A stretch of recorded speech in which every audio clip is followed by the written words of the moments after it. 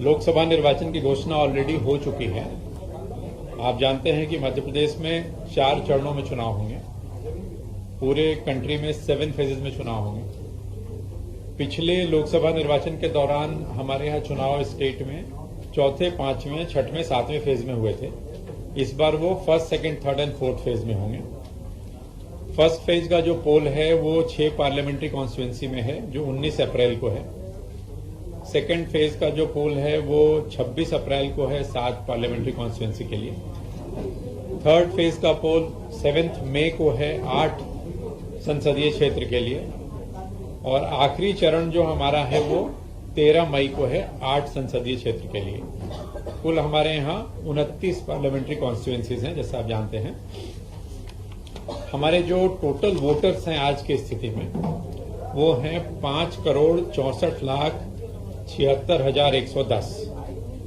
5,64,76,110। जैसा हम जानते हैं कि नाम जोड़ने की कार्रवाई नॉमिनेशन लेने के जो आखिरी तारीख होती है उसके 10 दिन पहले तक हम आवेदन लेते हैं। तो ये हर चरण के हिसाब से वैरी करेगा, क्योंकि नामांकन की तारीख भी हर फेज के लिए अलग अलग है। पुरुष मतदाताओं की संख्या 2,90,00,000 है, मैं राउंड फिगर बोल रहा हूं। महिला मतदाताओं की संख्या 2,74,00,000 है। Third gender 1,228। जो हमारे ओवरसीज मतदाता हैं, जो दूसरे विदेशों में रहते हैं, उनकी संख्या 118 है। जो हमारे सर्विस इलेक्टर्स हैं, जो हमारे सीमा पे जवान साथी हैं, आर्मी के लोग हैं, उनकी संख्या 74,835 है। यदि हम हर श्रेणी के मतदाताओं को टोटल कर देते हैं, जिसमें हमने पहले जनरल इलेक्टर्स आपको बताया था, फिर ओवरसीज इलेक्टर्स बताए, सर्विस इलेक्टर्स बताए, तो ये 5,65,50,945 होता है, जिसमें हम हर प्रकार के उनको जोड़ देते हैं। 5,65,50,945। हमारी जो वर्तमान मतदाता सूची है उसमें जो 18 से 19 साल के जो वोटर्स हैं उनकी संख्या 16,49,641 है। 80 साल से अधिक की आयु के जो मतदाता हैं, 80 प्लस के जो मतदाता हैं, उनकी संख्या 6,99,976 है। जैसा अभी आपने देखा, सुना भी और आपने रिपोर्ट भी किया है कि होम वोटिंग की सुविधा, घर से मतदान करने की सुविधा जो विधानसभा चुनाव के दौरान 80 साल से अधिक आयु के लोगों को प्राप्त थी, उसमें एक संशोधन हुआ है कि अब वो सुविधा 85 प्लस के लोगों को दी गई है। तो इसलिए हमने 85 प्लस के मतदाताओं की संख्या भी निकाली है। अपने राज्य में 85 प्लस के जो मतदाता हैं उनकी संख्या आज की स्थिति में 2,89,503 है। 89 2,89,503 2,89,503। और बोलो, ठीक है। जो हमारे दिव्यांग मतदाता हैं, दिव्यांग मतदाताओं की संख्या 5,79,130। 5,79,130। इसमें ये है, आप जानते हैं कि जो 40% से ज्यादा जो जिनकी दिव्यांगता है उनको भी होम वोटिंग का विकल्प उपलब्ध होता है। वो चाहें तो घर से मतदान करने की सुविधा का लाभ ले सकते हैं। तो घर से मतदान करने की सुविधा का लाभ 2 श्रेणी के लोगों को प्राप्त है, 85 प्लस के वोटर्स और हमारे ऐसे दिव्यांग मतदाता जिनकी दिव्यांगता 40% से ज्यादा है। जो हमारा ईपी रेशियो होता है, आबादी का कितना परसेंट है जो मतदाता है, वो 64.54 है। मतलब मध्य प्रदेश की आज की जो हमारी आबादी है, पॉपुलेशन है, उसका 64.54% लोग उसके मतदाता हैं। और जो जेंडर रेशियो है हमारी मतदाता सूची का, प्रति 1,000 पुरुष पे कितनी महिला मतदाता है, वो 947 है। जैसा आप जानते हैं, बताया मैंने कि नाम जोड़ने की कार्रवाई है वो नामांकन के अंतिम दिनांक के 10 दिन पहले तक होती है, और जो नाम काटने की कार्रवाई होती है, नाम हटाने की, तो निर्वाचन की घोषणा के बाद नाम काटने के आवेदन प्राप्त नहीं लिए जाते, या लिए जाते हैं तो उन पर कार्रवाई नहीं की जाती। हमने पोर्टल तो हम बंद नहीं करते, तो जो भी आवेदन आता है 16 तारीख को निर्वाचन की घोषणा हो गई, इसके बाद जो आवेदन आते हैं किसी के नाम हटाने के, मृत्यु के कारण हो या शिफ्टिंग के कारण हो, तो उनको अभी काटा नहीं जाता है, अलग से उनकी लिस्ट बनाई जाती है। अगर हम देखते हैं ऐसे कि पोलिंग स्टेशन वार अगर हम देखते हैं, तो जो हमारे 29 जो संसदीय क्षेत्र हैं, उसमें सबसे कम मतदान केंद्र वाला जो हमारा पार्लियामेंट्री कॉन्स्टिट्यूंसी है वो छिंदवाड़ा है। छिंदवाड़ा में 1934 मतदान केंद्र है, 1934। सबसे अधिक मतदान केंद्र जिस संसदीय क्षेत्र में है वो मंडला है, जहां पे 2614 मंडला में सबसे ज्यादा मतदान केंद्र है। मतदाताओं की संख्या के हिसाब से अगर हम देखते हैं तो अगेन छिंदवाड़ा में वोटर्स की संख्या, सबसे कम वोटर वाला अगर कोई पार्लियामेंट्री कॉन्स्टिट्यूंसी है तो छिंदवाड़ा है, जहां 16,32,074 1632,074 इतने मतदाता हैं आज की स्थिति में। और अधिकतम मतदाता वाला कोई जो संसदीय क्षेत्र है वो इंदौर है, जहां 25,13,424 25,13,424 इतने मतदाता हैं। तो इंदौर में हाईएस्ट नंबर है, छिंदवाड़ा में लोएस्ट नंबर है। जेंडर के हिसाब से जब हम देखते हैं, तो जेंडर रेशियो हमारा जो सबसे कम है जिस पार्लियामेंट में वो भिंड है। भिंड में 1000 पुरुष पे जो महिला का अनुपात है वोटर का वो 857 है, 857। हमने पूरे राज्य का भी देखा था, 947 था औसत, लेकिन भिंड में वो घट के 857 है। और हाईएस्ट जेंडर रेशियो जहां सबसे अच्छा है, 1000 पुरुषों पे अधिक महिलाएं, वो बालाघाट है, 1014। तो बालाघाट में प्रति 1000 मतदाताओं पे महिला मतदाताओं की संख्या ज्यादा है, 1014 1014। जी जी जी। इसके अलावा हमारे मतदान केंद्रों की संख्या वही है जो विधानसभा निर्वाचन के दौरान थी, 64,523। विधानसभा के दौरान हम लोगों ने सहायक मतदान केंद्र कुछ बनाए थे, जहां भी मतदाताओं की संख्या 1550 से ज्यादा थी, वहां पे हम लोगों ने सहायक मतदान केंद्र बनाए थे। ये सहायक मतदान केंद्र वहीं पे बनाते हैं जहां मूल मतदान केंद्र होता है, कहीं मतदाता को अलग ही दूर नहीं जाना पड़ता। इस बार हम लोगों ने लोकसभा चुनाव के लिए विधानसभा चुनाव का जो अनुभव रहा था उसके आधार पे 1550 की जगह इसको 1500 किया है। तो जहां भी जिस मतदान केंद्र पे 1500 से ज्यादा मतदाता हैं, वहां के लिए हम लोगों ने सहायक मतदान केंद्र बनाने का प्रस्ताव भारत निर्वाचन आयोग को भेजा है। इस प्रकार के कुल हम 367 सहायक मतदान केंद्र भारत निर्वाचन आयोग से अनुमति प्राप्त होते ही बनाएंगे। 367 ये सहायक मतदान केंद्र उसी जगह पे होते हैं जहां मूल मतदान केंद्र होता है। 2 मतदान केंद्र होने से थोड़ा भीड़ कम हो जाती है, आसानी से मतदान हम कर पाते हैं। कानून व्यवस्था सुनिश्चित करने के लिए जो प्रयास पिछली बार हम लोगों ने विधानसभा के दौरान किए थे, वही हम लोग इस बार भी कर रहे हैं। अभी आचार संहिता या चुनाव की घोषणा हुए 2 दिन हुए हैं, लेकिन लगातार समीक्षाएं चल रही हैं। हमारे स्टेट में जो लाइसेंस्ड वेपन है वो 2,84,503 है, 2,84,503। इसमें से लगभग 1.25 लाख हथियार अभी तक हम लोग जमा करा चुके हैं और बाकी कार्रवाई चल रही है। कुछ अवैध हथियार जब्त भी किए गए हैं, 152 अवैध हथियार हैं जो जब्त भी किए गए हैं।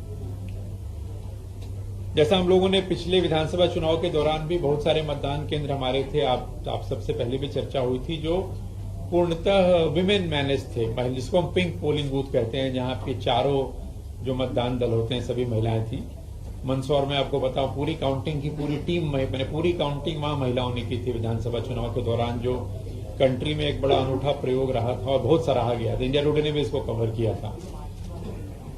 तो लोकसभा निर्वाचन के दौरान हम लोगों ने टारगेट किया है कि 3,500 मतदान केंद्र हम महिलाओं के द्वारा संचालित, सोचा अधिक से अधिक प्रयास ये होगा कि और भी बढ़ाएं, तो सभी कलेक्टर, अभी 3,500 हम लोगों ने टारगेट किया है और इसको बढ़ाने का प्रयास करेंगे।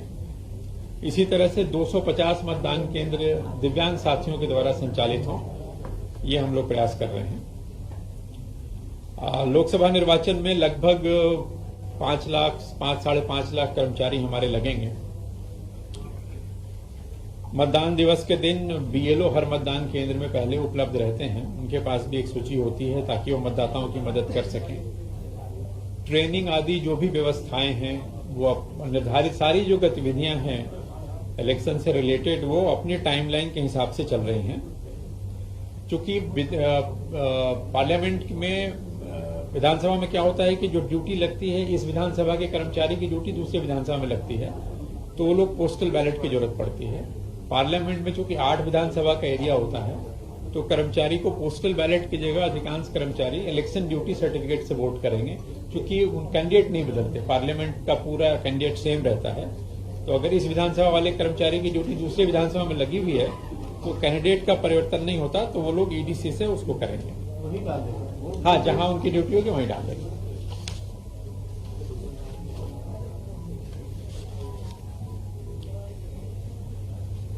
जैसे निर्वाचन के तो अभी भी काम चल रहा है, हमारे जैसे नाके हैं, तो करीब 500 से ज्यादा नाके आज की तारीख में ऑपरेशनल हैं, जिन पे काम चल रहा है। जहां लोग चेकिंग और तमाम तरह की गतिविधियां, वहां वो काम चल रहा है। सीजर्स भी हो रहे हैं, वाहनों की चेकिंग वगैरह आदि, वो सारी चीजें आरंभ हो गई हैं और इसको धीरे धीरे और इसमें सख्ती आएगी। विधानसभा चुनाव के दौरान भी हम लोगों ने मतदान 50% से ज्यादा मतदान केंद्रों पे वेबकास्टिंग की थी और वेबकास्टिंग के माध्यम से मतदान की लाइव वेब स्ट्रीमिंग हुई थी। आयोग के निर्देश हैं कि 50% से अधिक मतदान केंद्रों पे लाइव वेब स्ट्रीमिंग हो, उसका पालन लोकसभा चुनाव के दौरान भी किया जाएगा। जिन गाड़ियों में ईवीएम मशीन का परिवहन होता है, जिस वाहन से पोलिंग पार्टी जाती है मशीन लेकर के और जिससे लौटती है, और उसके साथ साथ सेक्टर ऑफिसर्स जो उस दिन चुनाव के दिन होते हैं, इन सभी गाड़ियों में जीपीएस लगा होता है। विधानसभा के दौरान भी था और इस बार भी रहेगा कि जीपीएस के माध्यम से इनके मूवमेंट को ट्रैक किया जा सकेगा कि गाड़ियां किस रास्ते पे जा रही हैं।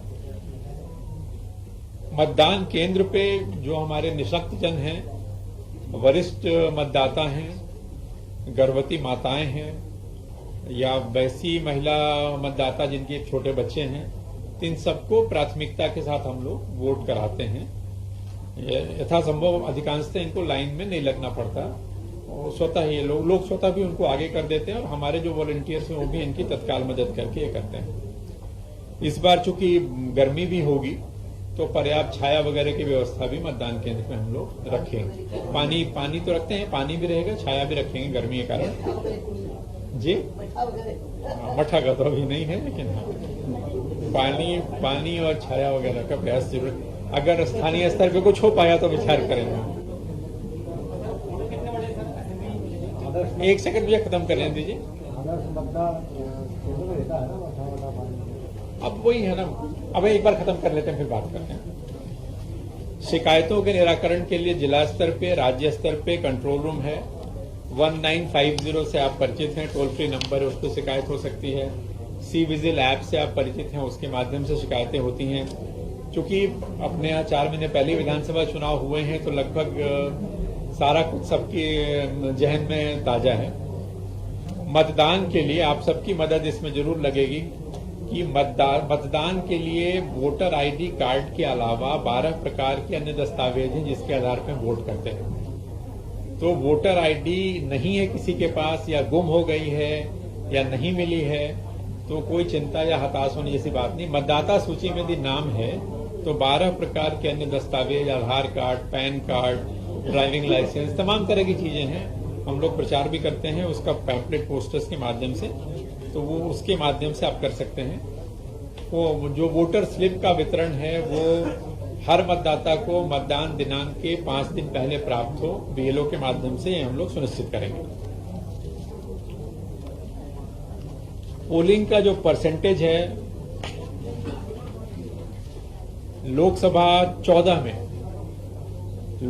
14 में जो मतदान का प्रतिशत था हमारा वो 61.57 था। लोकसभा 19 में काफी बढ़ा, वो 61.57 था। लोकसभा 19 में वो अच्छी बढ़ोतरी हुई, 71.16 रहा। 10% की बढ़ोतरी हुई, जो काफी अच्छा था। यदि मैं इसको कॉन्स्टिट्यूएंसी वार देखूं तो सबसे कम मतदान जो हुआ था 14 में भिंड में हुआ था 45.63, और अगर मैं 2019 देखता हूं तो भी शायद भिंडी होगा। हाँ, 2019 में भी भिंड में ही है, यद्यपि प्रगति थी 54.42, 45 से बढ़ के 54 हुआ, 9% का इंक्रीज हुआ, लेकिन फिर भी काफी कम था। मुरैना में 61 था, भिंड में 54 है, ग्वालियर 59 है। तो वो जो इलाका है भिंड, ग्वालियर, चंबल का, यहाँ पे मतदान का परसेंटेज काफी कम है। पिछले चुनाव की बात कर रहा हूं। और अधिकतम यदि मैं देखूं, अधिकतम मतदान था पिछले चुनाव में छिंदवाड़ा में 82.39, उसके बाद है देवास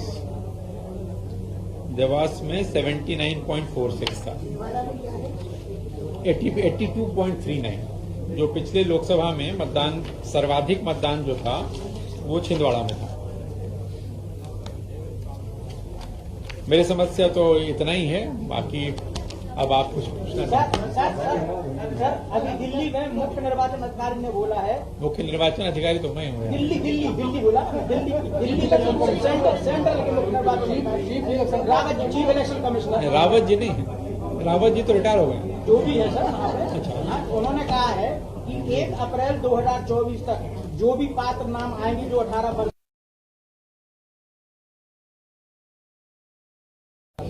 देखो अभी 1 अप्रैल तो आई नहीं है, मतलब आप जो कहना चाह रहे हैं, एक जो डेट है, 4 क्वालिफाइंग डेट है, तो एक डेट उसमें 1 जनवरी है जो निकल गई।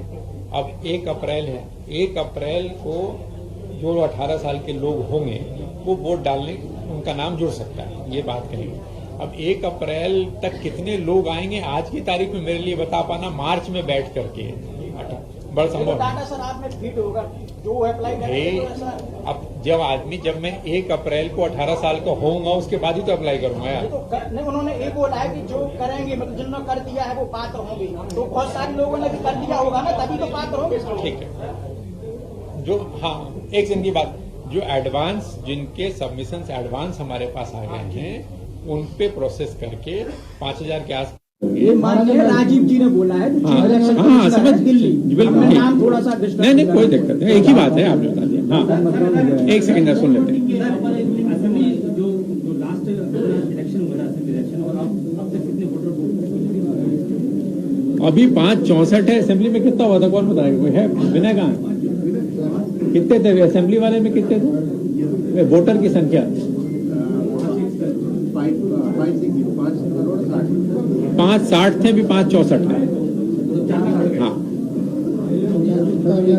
और एग्जैक्ट आपको और बता देंगे देख के। मतदान जागरूकता अभियान जी नहीं, उसमें आज दिन में हम लोगों ने राजनीतिक दलों की बैठक की थी, और कल भी कुछ पत्रकार साथियों को मैंने बता दिया था और अखबार में आया भी है। देखिए आप सभी को स्पष्ट हो कि आर्थिक सहायता के प्रकरण या प्राकृतिक आपदा के कारण, जैसे अभी ओला पाला, भूकंप वगैरह वगैरह, इस प्रकार के प्रकरणों में सहायता राशि बांटने पे कोई रोक नहीं है। पिछली बार भी आयोग की अनुमति लेकर के विधानसभा के दौरान 3000 से अधिक प्रकरणों में हम लोगों ने अनुमति तत्काल प्राप्त करके राज्य सरकार को दिया था। 12 से 15 करोड़ रुपए हम लोगों ने बुकिंग कहा था। तो हमें पता है कि अस्पताल को जो पैसा जाता है या जो बीमारी है, इसमें वो आचार संहिता से उसका कोई रोक नहीं होना चाहिए। तो इसमें कहीं कोई रोक नहीं है, मानवीय आधार पर तत्काल स्वीकृति मिलती है, इसमें कहीं कोई दिक्कत नहीं है। है